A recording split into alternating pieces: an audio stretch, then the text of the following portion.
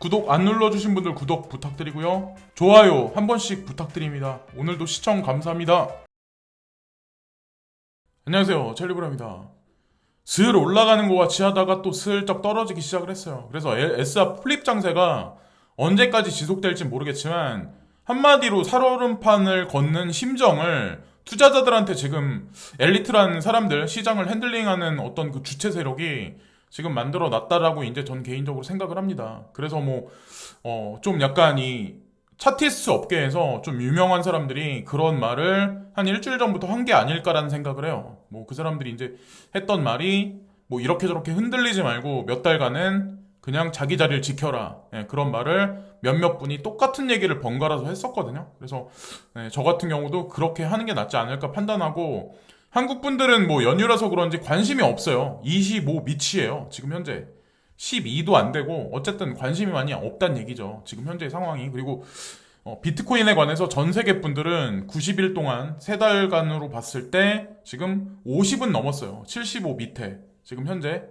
그래서 우리나라 분들보단 관심이 좀 많다. 우리나라 분들은 지금 다 쉬고 계시고, 자, 그리고 마이클 반데 폼페라고 해가지고 이분도 차티스트 쪽에서는 유명한 사람 정도는 아닌데 그래도 활동을 좀 웬간히 한 사람이거든요. 근데 이분이 엔진 코인 같은 경우 사토시가로 따졌을 때 나쁘지 않은 가격을 지금 지지하고 반등하는데, 약간의 저항선, 지금 이제 코앞에 있는 저항선만 돌파하면 4,400 사토시까지 올라갈 가능성이 있다라고 본인 주장을 이제 피거든요. 근데 엔진 코인은 그렇게 나쁜 코인은 아니에요. 이미 검증이 끝난 거고. 그래서 지금 가지고 계신 분들, 그러니까 물려 계신 분들 같은 경우도 엔진 코인은 그냥 제가 개인적으로 보기에도 그냥 파동이 어느 정도 크게 일어날 때까지 좀 기다려 보시는 게 어떨까라는 생각을 해요. 수냉매 장세에서는 자기 코인의 차례가 분명히 와요. 그 코인이 진짜 바보 코인이 아닌 한은. 그리고 저 같은 경우는 도지코인을 조금 더 매수를 좀 많이 해놨어요. 자, 기다려보고 어떻게 될지 향후에. 자, 그리고 한 차트에서 에너지 위기, 유럽 가정은 2021년과 2022년에 에너지 요금이 15에서 30% 증가할 것이며, 산업 고객은 2022년에 특히 큰 증가를 보게 될 것이라고 뱅크 오브 아메리카는 얘기합니다. 그러니까 연말과 내년 들어서 에너지 요금이 15에서 30% 증가한다는 얘기는 모든 물가가 많이 상승할 거라는 얘기예요. 여기 보면 원유도 WTI도 나와 있고, 가스도, 그러니까 석탄도 나와 있거든요. 석탄이나 여러분들 아시겠지만 가스비가 되게 많이 올라가고 있어요. 천연가스가. 그래서 한국 같은 경우는 향후에 가스비가 어떻게 될지 모르겠지만 에너지 가격 상승은 전반적인 공산품의 상승을 일으키고 인플레이션을 유발해요. 어쩌면 돈을 찍어내는 당국자들, 그러니까 중앙은행 관리자들은 돈을 찍어냈는데 통화 승수율은 떨어지고 돈이 돌지 않고 인플레이션이 안 일어나는 거에 이제 발을 동동 굴렀으면, 그 상황에서 지금 인플레이션이 일어나는 거에 어찌 보면 한숨을 돌릴 수도 있어요.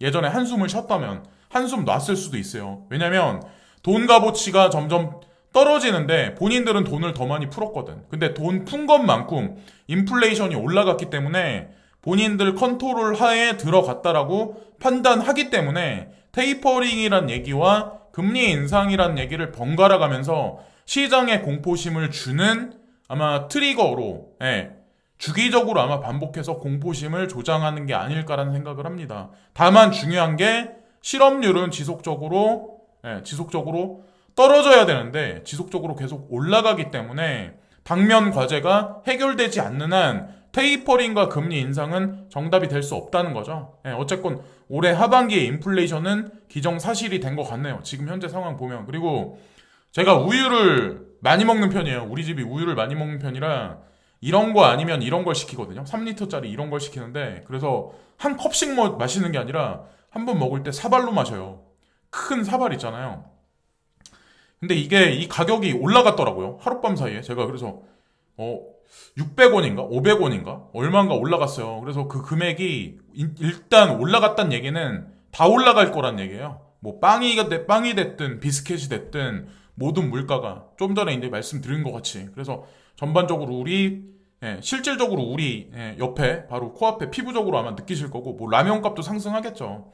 크립토를 투자하기 전에 이 편안하게 이제 잠드는 모습, 그리고 크립토 투자하고 나서 지금 옆에서 이제 뜬 눈으로 아마 투자한 지 얼마 안 되신 분들 같은 경우는 지금 아마 이러고 계실 거고 실체도 없는 건데 내가 왜 투자해가지고 이 고생하냐라고 하실 분들도 아마 되게 많을 거예요. 근데 이 시간을 계속 이렇게 지나시면서 공부를 하시다 보면 실체가 없으니까 지금 가격이지 실체가 드러나고 그 코인이 보여주는 인프라가 미디어에 실제로 등장하기 시작하면 지금 여러분들이 물려 계신 가격, 여러분들이 투자한 가격은 의미가 없다는 거예요. 실례로 예를 들어서 뭐 도지코인이다. 그러면 AMC에서 뭐 영화 체인에서 뭐 미국에서 그걸 뭐 온라인 티켓팅 하는데 사용한다라는 얘기가 비트코인, 뭐 비트코인 캐시, 라이트코인 뭐 해가지고 도지코인 해가지고 그런 얘기가 실제로 나오고 실제로 그게 실상용화 된다. 그러면 의미하는 바가 되게 크거든요. 그런 걸 제가 말씀드리는 거예요. 그러면 지금 가격하고는 많이 아마 틀린 상황이 벌어지지 않을까라는 생각을 해요. 지금이 아마 그래서 여러분들이 기대감은 있지만 아마 불안불안하실 거예요. 여기서 나는 투자했는데 내 계좌가 또 막 녹아들면 이 시즌 종료다. 이 바닥 끝났다. 또 이제 한편으로 또 놔버리고 이제 그러실 분 있겠지만 그러시면 제가 보기엔 아마 인생에 큰 아마 후회를 하실 거예요. 앞으로 5년을 보시면 당장 연말이나 당장 내년을 보셔도 마찬가지고 그리고 여기 보면 그 스페인의 카나리 제도가 있는데 카나리 제도에서 이 라팔 화산인가? 이 화산이 붕괴해가지고 50년 만에 붕괴했다 말씀을 했는데 이게 실시간인데 제가 캡처를 했는데 더 크게 지금 이게 분화해서 용암이 막 쏟아진다는 얘기가 있더라고요. 그러니까 이게 잠잠해져야 되는데 제가 이걸 갖고 그러니까 이 얘기를 꺼내는 이유는 이런 게 다 사실은 불의 고리하고 연결이 돼 있거든요. 그래서 제가 항상 말씀드리는데 미국에 사시는 분들 중에 특히 서부에 계신 분들 있죠. 서부에 사시는 분들 특히 뭐 캘리포니아 이쪽 근방 그러니까 로스앤젤레스나 아니면 뭐 여기 샌프란시스코 요 근방 하여튼 여기 근방에 샌조세하고 요 근방에 사시는 분들 같은 경우는 지금 당장을 제가 말씀드리는 게 아니라 향후 몇 년을 두시고 여러 가지를 이제 곰곰이 한번 생각해 보시는 게 어떨까라는 생각을 해요. 뭐 이게 제 개인 내피셜일 수도 있지만 저는 옛날 어릴 때부터 이런 게 관심이 되게 많았어가지고 항상 조심해야 된다라고 생각을 해왔거든요. 그리고 그게 어느 순간 되면 현실이 돼버리더라고요. 그러니까 발등에 불이 떨어지면 그때는 이걸 인간은 막을 수가 없어요. 피하는 게 상책이라는 거죠. 사실 한국도 마찬가지로 이 바닷가에 있는 집들이 예전에는 되게 비쌌어요. 특히나 서양 같은 경우는 바닷가에 있는 집들이 되게 비싸요. 한국도 뭐 아파트 같은 거 마찬가지잖아요. 물가 쪽에 있는 거. 근데 특히나 바닷가 쪽에 있는 집들은 향후에 이제 제가 개인적으로 보기엔 해수면 상승이나 해일 같은 게 아마 어느 곳에서 조금 큰 게 일어난다거나 이러면 그 패러다임이 아마 부동산 가격에도 영향을 많이 미치지 않을까라는 생각을 해요. 저 같은 경우는 1, 2년 보고 이제 이런 거를 언급하는 사람이 아니니까 뭐 이상한 사람이다 저한테 이제 하지 마시고 자 그리고 중국 에버그란데 및 자산관리부서의 주식은 월요일 거래가 중단되었다. 그래가지고 항생지수가 2% 가까이 빠졌다는 얘기가 있더라고요. 지금 현재 미국 주식은 견고하게 나쁘지 않게 흘러가는데 어쨌건 이거 지금 나온 얘기를 그대로 전해드린 거고 2021년 3분기에 엑스 인피니티 지난 분기보다 48배 증가했다. 그래서 7억 8,200만 달러의 매출을 올렸다.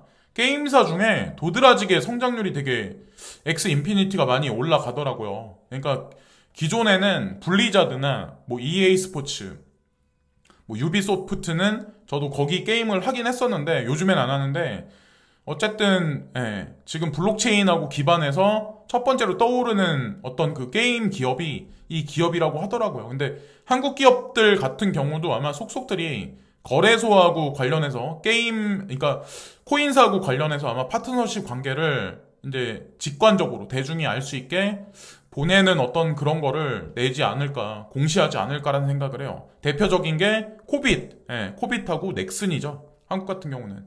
자, 그리고 암호화 규제 제한에 대해 논의하기 위해 미국 의원들과 코인베이스가 회의를 가졌다. 그러니까 지난달에 코인베이스 브라이언 암스트롱이 회의를 갖겠다라고 얘기를 했었잖아요. 제안을 하겠다라고 얘기를 했었잖아요. 근데 실제로 그런 얘기를 했었대요. 실제로 만났다. 그런 얘기가 있더라고요. 전 그래서 어쨌든 게리 겐슬러 견해가 되게 중요하긴 하지만 그런 시점이긴 하지만 제가 예전에도 말씀드렸다시피 브라이언 암스트롱 견해가 아마 더 현실적인 거고 그게 더 먹힐 거라고 이제 저는 생각을 해요. 그래서 어차피 예전에 크립토 레이팅 카운슬에서 이 블록체인 연합하고 미국에 있는 주요 거래소들 그 CEO들이 다 만나서 CRC를 만들었는데 CRC 견해가 미국 증권거래위원회에 들어가서 XRP에 관한 것도 증권이냐 아니냐도 사실 이 사람들이 결론 내린 거예요. 그래서 이 결론 내렸기 때문에 이들이 해답도 알고 있을 거다. 그리고 게리 겐슬러를 통해서 우회적으로 아마 시장에 아마 반영되지 않을까라는 생각을 합니다. 그리고 XRP가 소송에서 이길 수 있다는 반증이 뭐냐면 디지털 커런시 그룹에서 직접적으로 지분을 많이 가지고 있다는 거죠. 그게 가장 뚜렷한 아마 긍정적인 요소라고 이제 전 개인적으로 생각을 합니다. 그래서 마지막에 이제 사트적 관점은 딱 여기 나와 있는 거대로 자 역헤드 숄더 패턴이 그리면서 긍정적인 추세가 나올 가능성이 있다. 향후 어쨌거나 저쨌거나 49,000달러에서 크게 조정을 받고 떨어질 가능성도 있다라고 얘기하시는 사람들이 되게 많아요. 49,000달러 언저리에서. 근데 어떻게 될지는 모르겠지만 떨어진다라고 하더라도 45,000달러 위에서 머무르 46,000달러 언저리에서 머물렀다가 다시 한번 급하게 쏘면서 상승 추세를 계속 그리지 않을까. 딱 전형적인 역헤드 숄더 패턴이죠. 그래서 여기서 그냥 뚫어버리든 아니면 옆으로 밀고 가다가 살짝 하강 곡선을 그린 다음에 역헤드 숄더 패턴을 만든 다음에 그 다음에 올려가든 어쨌건 긍정적인 추세가 나오기를 기원하면서 이번 영상도 마치겠습니다. 남은 연휴 즐거운 시간들 보내시고요. 항상 감사합니다.